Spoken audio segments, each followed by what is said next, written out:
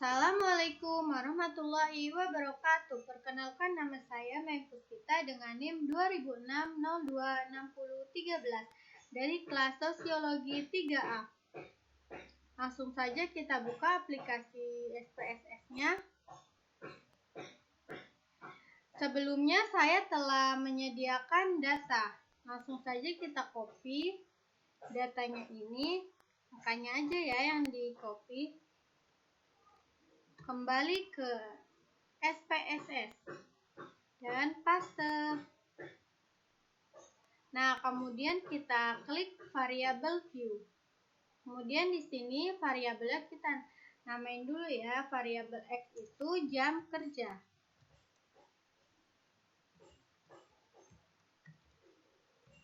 Kemudian variabel Y itu produksi. Nah, di belakang koma itu kan tidak ada lagi kan angka, maka kita nolkan saja.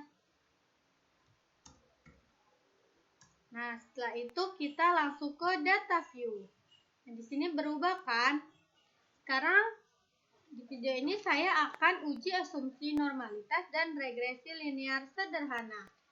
Sebelum itu kita harus munculkan data residu. Apa itu data residual? Yaitu selisih antara data asli dengan data prediksi. Langsung saja kita klik Analyze, kemudian Regression, kemudian Linear.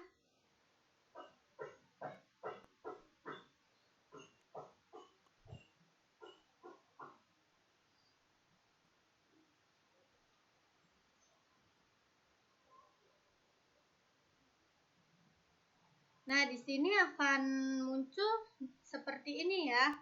Ada dua kolom, yaitu kolom dependen dan independen. Kolom dependen itu kolom yang dipengaruhi, sedangkan independen itu yang mempengaruhi. Jam kerja langsung kita masukkan ke kolom independen, karena ini variabel X yang mempengaruhi. Sedangkan produksi itu yang dipengaruhi. Kita masukkan ke kolom dependen. Kita langsung klik save. Kemudian di sini residual kita centang yang unstandardized. Kemudian langsung saja continue dan kita pilih statistik. Pastikan estimate dan model fit itu tercentang. Langsung saja continue, kemudian kita klik option. Nah, di sini penguji menggunakan alfa 5%, yaitu atau 0,05. Jadi entry-nya yaitu 0,05. Langsung saja kita bisa continue dan oke.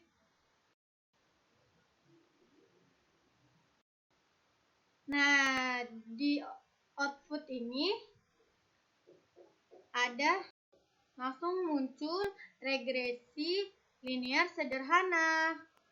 Tapi kita abaikan dulu ya, kita kembali ke datanya. Langsung saja kita mau menguji asumsi normalitas, langsung klik Analyze, kemudian Non-Parametric Test, kemudian Legacy Dialog, kemudian pilih sampel KF.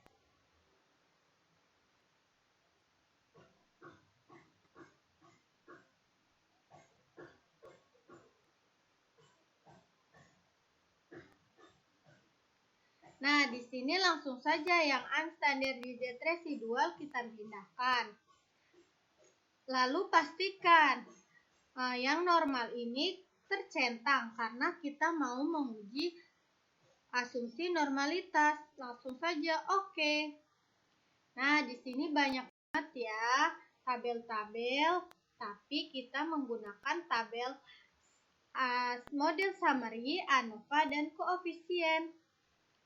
Di sini tabel KF-nya itu 0,2, yaitu signifikansinya nilainya lebih kecil daripada alfa yang kita gunakan 0,05. Jadi langsung saja ya, saya ingin menganalisis.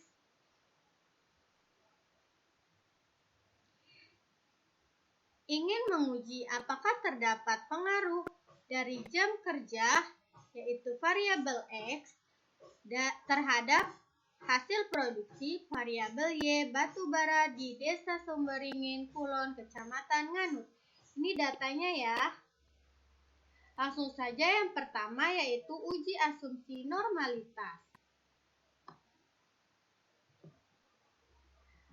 Di uji asumsi normalitas ini kita menggunakan tabel yang Timple-Kornogrov-Smirnov, yaitu di bagian signifikansi, yaitu sebesar 0,2. Alfa atau toleransi error yang digunakan yaitu 5% atau 0,05. Data berdistribusi normal jika nilai signifikansinya lebih besar dari alfa. Ini kan nilai signifikansinya 0,2. Jadi lebih besar daripada alfa ya, yaitu 0,05.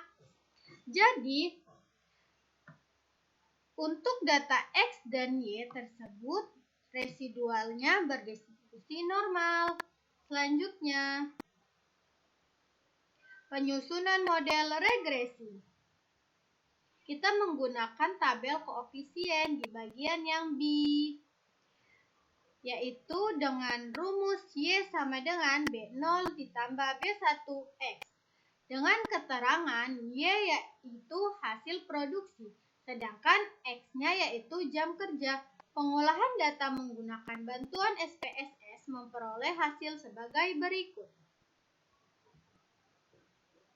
Tabel koefisien pada output SPSS menunjukkan nilai signifikansi yaitu konstan sebesar 10.000, sedangkan jam kerja sebesar 2.000. Sehingga nih kita lihat ya, tuh benar kan?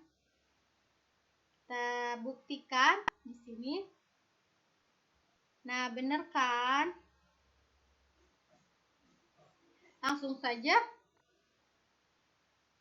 Sehingga model regresinya adalah dengan rumus Y sama dengan B0 ditambah B1X, yaitu Y sama dengan 10.000 ditambah 2.000X, atau hasil produksi sama dengan 10.000 ditambah 2.000 jam kerja.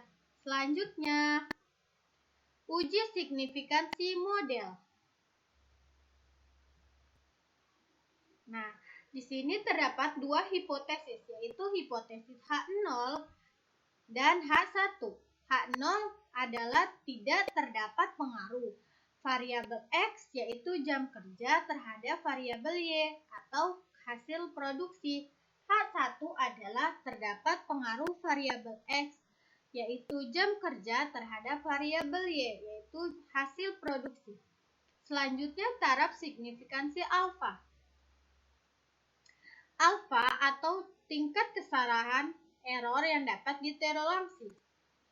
Alfa ini bisa sebesar 1% atau 5% atau 10%, bebas sesuai dengan keinginan peneliti. Semakin kecil alfa, semakin baik. Penguji ini menggunakan alfa 5% atau 0,05. Lanjut. Nah, yang ketiga, statistik uji. Pengolahan data menggunakan bantuan SPSS memperoleh hasil sebagai berikut. Nah, di statistik uji ini kita menggunakan tabel ANOVA di bagian signifikansi. Tabel ANOVA pada output SPSS menunjukkan nilai signifikansi 0,000. Ini ya di sini. Bisa kita lihat apakah benar. Nah, ini benar ya. Selanjutnya, kriteria uji. H1 diterima jika nilai signifikansi lebih kecil dari alfa. Kesimpulannya, H0 ditolak karena nilai signifikansi lebih kecil daripada alfa. Nilai signifikansi ininya itu adalah 0,000, lebih kecil dari alfanya, yaitu 0,05. Yang menyebabkan H1 diterima Sehingga dapat disimpulkan bahwa terdapat pengaruh variabel X yaitu jam kerja terhadap variabel Y yaitu hasil produksi. Selanjutnya yaitu yang keempat, perhitungan R². Nah, di perhitungan R² ini kita menggunakan tabel model summary, yaitu di bagian yang R², yaitu sebesar 0,996. Pengolahan data menggunakan bantuan SPSS memperoleh hasil tabel model summary. Pada output SPSS menunjukkan nilai R² yang ini ya, 0,996 atau 99,6%. Nah, kita bisa buktikan ya dalam sini. Nah, di sini kan benar kan nilainya. Nah, yang artinya bahwa faktor jam kerja mempengaruhi hasil produksi sebesar 99,6%, sedangkan 0,4% ini dari 100 diambil 99,6%, yaitu sisanya dipengaruhi oleh faktor lain. Terima kasih. Assalamualaikum warahmatullahi wabarakatuh. Dadah.